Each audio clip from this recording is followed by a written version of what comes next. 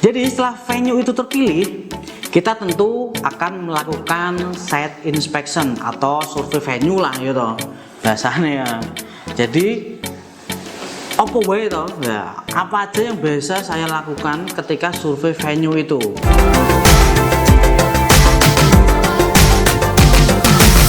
All crew standby. Hai, saya Bagus Kurnia dari pakarkreatif.com. Pakarkreatif.com adalah teman untuk mewujudkan eventmu. Di sini ada event planning, event management, event organizer, outbound operator, videography and photography, talent band, 3D design, graphic designer, and architect. Kemudian ada event deco dan juga event equipment lain yang kamu butuhkan. Semua ada di sini. Pakarkreatif.com. Di sini saya akan berbagi dan belajar bersama tentang apapun yang ada di dunia event. Tentunya yang saya ketahui. Jadi tentu yang berdasarkan pengalaman yang biasa saya lakukan di sana. Kalau kamu pengen belajar tentang videografi, fotografi dan juga gadget atau apapun teknologi terbaru, kamu boleh subscribe channel YouTube-nya Pakar Kreatif Lab, karena di sana ada Ari Kurnia Wijaya yang akan memandumu. Ada di sini ya. So, gak usah lama-lama ya. Inilah dia. Apa sih yang perlu dilakukan saat survei venue event atau site inspection? Bambari.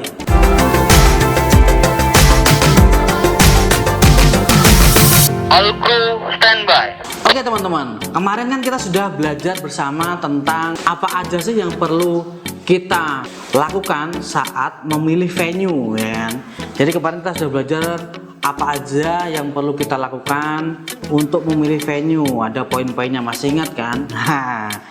Jadi setelah venue itu terpilih, kita tentu akan melakukan site inspection atau survei venue lah gitu bahasanya ya. Jadi apa wae toh ya, apa aja yang biasa saya lakukan ketika survei venue itu. Apa aja yang perlu kita tanyakan, apa aja yang perlu kita gali informasinya mengenai venue dan apapun yang ada di venue. Nah, biasanya yang saya lakukan itu ada 5, yaitu 1, general database yang kita gali informasinya. Terus kedua, data public facility, jadi fasilitas publiknya ada apa aja sih. Terus ketiga, venue details, nanti detail di venue itu ada apa aja, terus ini apa aja, nah gitu-gitu. Terus keempat, di area venue itu misalkan ada foyer, nah itu apa aja yang ada di sekitar situ. Terus kelima, venue general facility, jadi fasilitas apa yang ada di situ. Oke, mari kita bahas satu persatu. Jadi biasanya saat survei venue itu kita mempunyai form, jadi ada sebuah form gitu yang itu harus kita isi. Jadi setidaknya itu adalah acuan atau gambaran apa aja sih yang harus kita cek, apa aja yang harus kita inspeksi untuk venue-nya ini ya.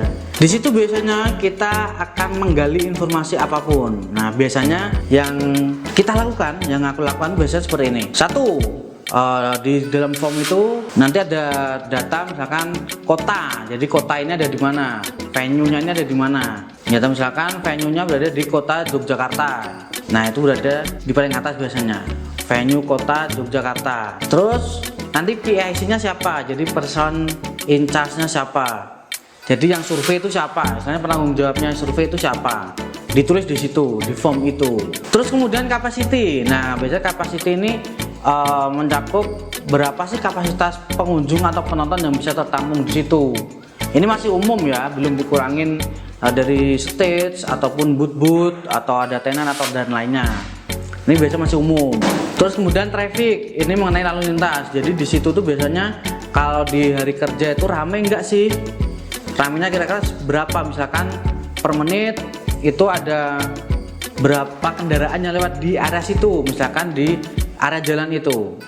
Terus dibikin itu ada berapa? Nah, biasanya itu nanti itu menjadi acuan untuk kita memilih venue, atau setidaknya kita punya gambaran di situ tuh areanya tuh rame tidak sih, kan nanti akan berpengaruh terhadap bagaimana kita pengaturan lalu lintas dan juga hal lainnya agar tidak terjadi crowd di pintu masuk atau di pinggir jalan. Setidaknya meskipun crowd itu masih bisa diatasin.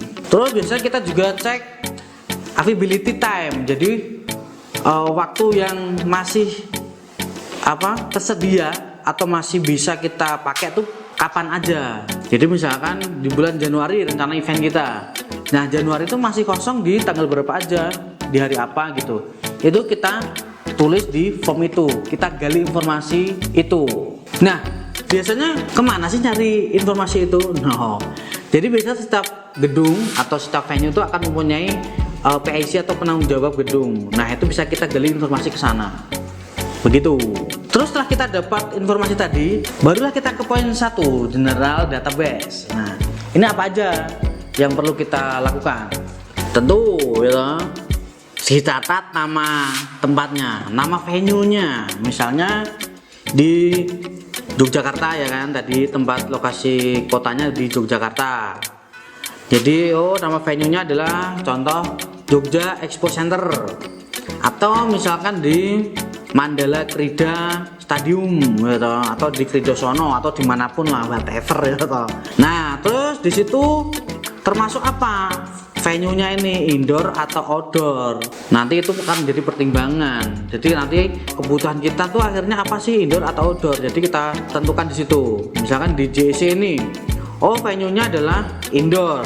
Meskipun di sana bisa outdoor ya. Nah, nanti kita bikin lainnya. Jadi poin utama di JEC Jogja Expo Center ini adalah indoor. Nah, nanti yang ruangan outdoor lainnya itu mengikuti. Terus kemudian alamat. Jadi ini alamatnya lengkap biar enak. Jadi JEC ini ada di mana? Misalkan ada di Jalan Janti, nomor berapa, ini kecamatan apa.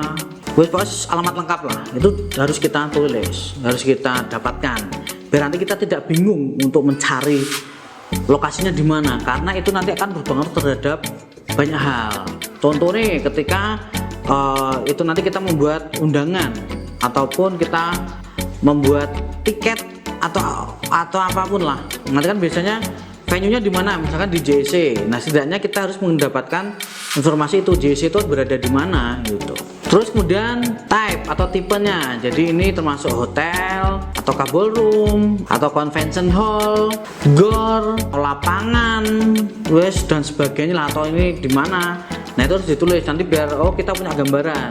Karena form survei ini atau hal yang kita tulis tadi itu akan berpengaruh ke banyak orang. Jadi setelah kita dapat informasi, nah itu biasanya kita langsung bagi ke pihak-pihak terkait. Jadi dia akan tahu, ini tuh bentuknya adalah convention hall tuh. Terus maksimum capacity. Nah, di situ harus kita dapatkan informasinya. Kapasitas maksimalnya tuh berapa ribu orang sih?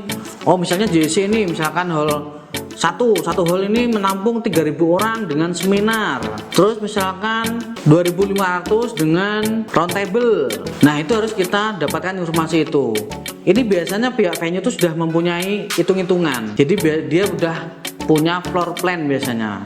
Floor plan-nya ini, ini kalau dibikin seminar menampung sekian, kalau dibikin round table sekian, kalau standing party sekian, gitu-gitu.